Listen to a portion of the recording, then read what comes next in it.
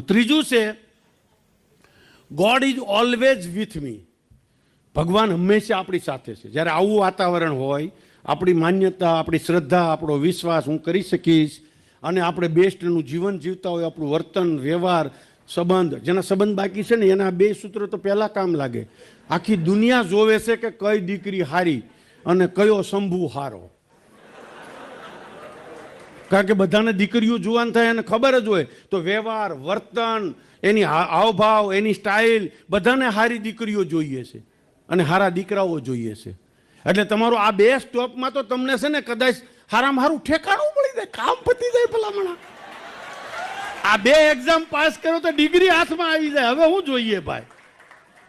અમારે ત્યાં અમે સંબંધ કર્યા ને, મારે તો ખરેખર એક આઈપીએસ, એક આઈએએસ